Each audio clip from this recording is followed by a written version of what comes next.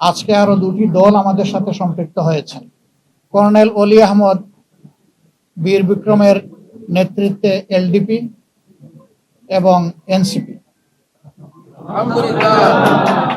সম্মানিত সাংবাদিক বন্ধুগণ, মহান আল্লাহ রাব্বুল আলামিনের শুকরিয়া আদায় করছি।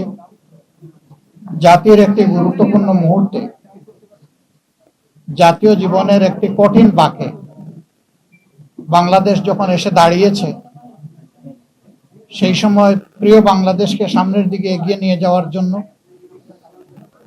একটি শোষণ বৈষম্যহীন, দুর্নীতিমুক্ত, মানবিক বাংলাদেশ গড়ার জন্য ন্যায় এবং ইনসাফের ভিত্তির উপর সমাজকে দাঁড় করানোর জন্য অঙ্গীকার নিয়ে, আপনারা জানেন এতদিন ধরে 8টি দল একসাথে আমরা কাজ করে আসছিলাম।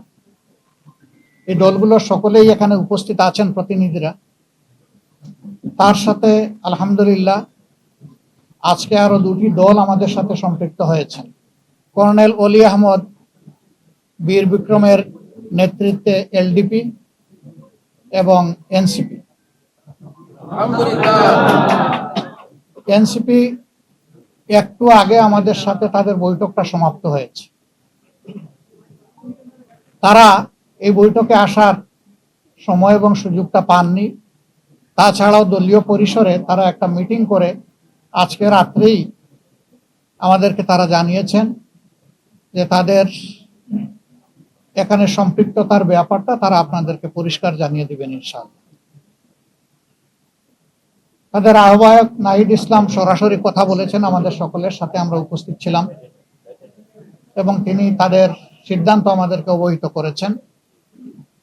তারা আরেকটি প্রেস কনফারেন্স করে তাদের সিদ্ধান্ত আপনাদেরকে ইনশাল্লাহ জানিয়ে দেবে। আমরা কিসের ভিত্তিতে একত্রিত হয়েছি, আমাদের লক্ষ্যের কথা আমরা বলেছি। এটা আমাদের একটি মজবুত নির্বাচনী সমঝোতা। সারা বাংলাদেশের 300 আসনে আমরা বসে নিজেদের মধ্যে আলাপ আলোচনার মধ্য দিয়ে বিভিন্ন আসন আমাদের মধ্যে আমরা নির্ধারণ করেছি। যেহেতু দুইটা দল একেবারে শেষ পর্যায়ে এসে আমাদের সাথে তারা মিলিত হয়েছেন, আরো অনেকগুলা দল তারা আগ্রহী ছিলেন, বাট এই প্রক্রিয়ায় এই মুহূর্তে এখানে সম্পৃক্ত করা আমাদের জন্য খুবই দুরূহ হয়ে গেছে। অনেকের আগ্রহ থাকা সত্ত্বেও আমরা সেভাবে তাদেরকে সম্পৃক্ত করতে পারছি না। আমরা তাদের কাছে দুঃখ প্রকাশ করছি, কিন্তু জাতীয় জীবনে ইনশাল্লাহ আমরা তাদের সাথে একসাথে কাজ করব এই জাতিকে গড়ার জন্য ইনশাল্লাহ। আমাদের আসন সমঝোতা অলমোস্ট কমপ্লিট। সামান্য একটু বিষয় যেগুলা রয়েছে, আমরা আশা করছি এটা নমিনেশন ফাইল করার পরপরই আমরা সেটাও ইনশাল্লাহ আলাপ আলোচনার ভিত্তিতে সুন্দরভাবেই সমাধান করতে পারবো। আপনারা দোয়া করবেন, এই ক্ষেত্রে কোনো সমস্যা হবে না। এই ব্যাপারে আমরা খুবই আস্থাশীল। সাংবাদিক বন্ধুগণ, আপনারা জাতির বিবেক এবং মিডিয়া জাতির দর্পণ। আমরা কোন পর্যায়ে চলে গিয়েছিলাম আমরা সবাই জানি। আল্লাহ তাআলার বিশেষ মেহেরবানি 24-এর গণবিপ্লবের মধ্য দিয়ে, গণ আন্দোলন, গণ অভ্যুত্থান, যেভাবে বলুন, তার মধ্য দিয়ে কার্যত এই জাতি স্বস্তির নিঃশ্বাস ফেলেছে এবং নতুন করে একটা আজাদির আশা অন্তরে পোষণ করছে। এই বিপ্লব পরিপূর্ণতা পেয়েছে 24-এ এসে, কিন্তু ত্যাগ এবং কুরবানি শুরু হয়েছে 2009 সাল থেকে।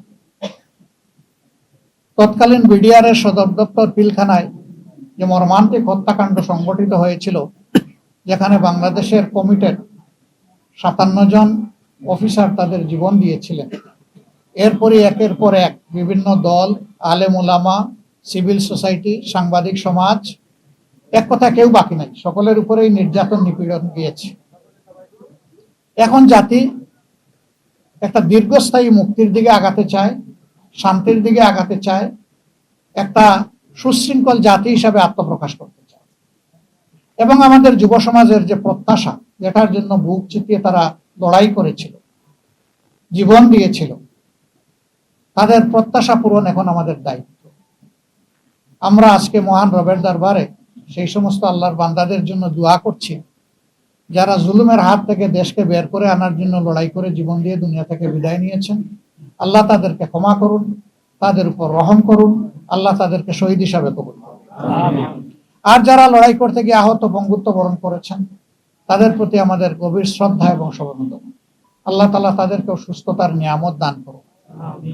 এত মানুষের লড়াই সংগ্রাম আত্মত্যাগ এর মধ্য দিয়ে আজকে জাতি যে জায়গায় এসে উপনীত হয়েছে, ঠিক 1.5 মাসের চাইতেও কম সময় আমাদের হাতে রয়েছে জাতীয় নির্বাচন অনুষ্ঠান।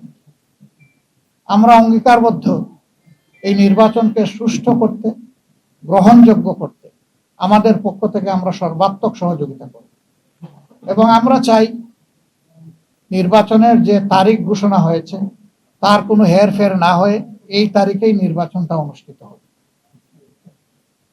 আপনাদেরও সহযোগিতা এই ব্যাপারে খুবই প্রয়োজন।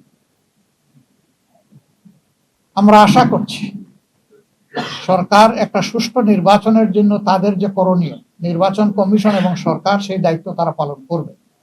এখনো তাদের অনেক কাজ বাকি রয়ে গিয়েছে, এখনো সমতল মাঠ তৈরি হয়নি সকলের জন্য। সেই মাঠ তৈরির কাজটা হচ্ছে সরকার এবং নির্বাচন কমিশন।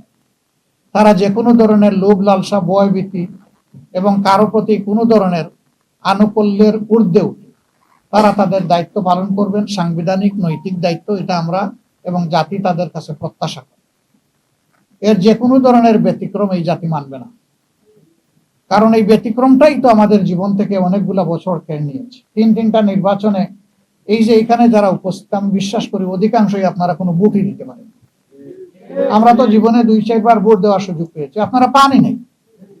এইভাবে আমাদের ভোটের অধিকার হরণ করে নেওয়া হয়েছে। আগামীতে আমরা ওই ধরনের কোনো প্রক্রিয়া কেউ করতে গেলে কোনো অবস্থায় আমরা এটা বরদাস্ত করব। আপনাদের ভোটের জন্য, সকলের ভোটের জন্য আমাদের লড়াই হবে একেবারে ইস্পাত হবে। এই ঐক্য জাতীয় ঐক্য হবে। আপনাদের সাথে মিলেমিশে, এই জেনারেশনের সাথে মিলেমিশেই আমরা একটা সুষ্ঠু নির্বাচন আদায় করতে চাই ইনশাআল্লাহ। আপনাদের সহযোগিতা এবং দোয়া, আপনারা বরাবর সহযোগিতা করেছেন, আমাদের ডাকে আজকে সাড়া দিয়ে এখানে এসেছেন। খুব কম সময়ে আপনারা দাওয়াত পেয়ে রেসপন্স করেছেন। আমরা এর জন্য গভীর কৃতজ্ঞতা জ্ঞাপন করছি, আপনাদেরকে ধন্যবাদ জ্ঞাপন করছি এবং ইনশাআল্লাহ আপনাদের সাথে সময় সময় আমাদের এই যে সমঝোতা, এটাকে ঠিক ওই অর্থে জোট বলুন আর না বলুন, আমরা কিন্তু জোটের চাইতে আরো মজবুত, আরো ঐক্যবদ্ধ। এটা নিয়ে আমরা আগাবো।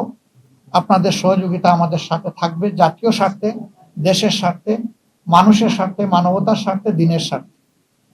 সবাইকে ধন্যবাদ। সবাই ভালো থাকবেন। আল্লাহ তাআলা সবাইকে ভালো রাখুন।